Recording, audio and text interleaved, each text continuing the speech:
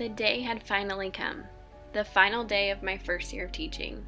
The worst year of teaching. The worst first year of teaching ever. The amount of tears, screams, desperation, and frustration had all built up to this day. I couldn't get out of this school fast enough. I couldn't wait to leave this school district entirely. I couldn't wait to rid myself of the stench of this school system that thought it was doing a good job of teaching young teachers to be teachers. I remember sitting in my final teaching courses at Emporia State when they tell you that the first year of teaching is the hardest. Blah, blah, blah. I also vaguely remember them telling us that a lot of us would not be teaching in the first school we were hired in. But I also distinctly remember thinking to myself that that would not be me. I'd have the best first year of teaching, and I'd be teaching in my school for years and years to come. I thought I was pretty hot stuff getting hired months before I even graduated. However, I was not even prepared for what was to come. They say it's hard to realize that you're in a dream sometimes. Well, I was in a nightmare. A living, walking, breathing nightmare. A nightmare I couldn't escape from fast enough. I thought I was prepared for everything life threw at me. But then I was just sitting in this alternate reality where everything I was trained to do was wrong. I was constantly being pulled in a totally different direction than what I was trained in.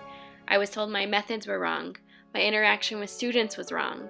My communicating with parents was wrong. My everything was wrong. I'd go home in tears, screaming into a pillow at night, sobbing, wondering how I ended up here.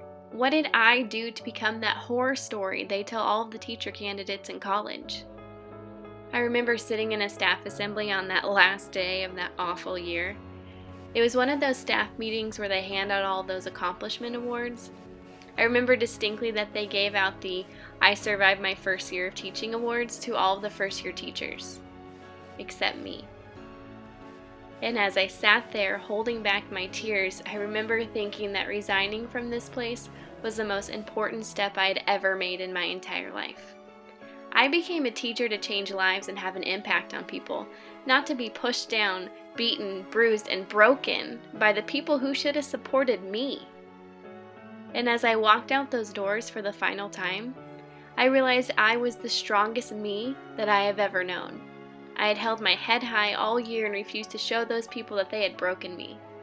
They will never know the countless nights I cried myself to sleep. They'll never know how often I questioned my career choice. They'll never know how worthless they made me feel, not only as a teacher but as a human being. And I know for a fact that they'll never know how strong they made me. They made me bigger, tougher, and more resilient.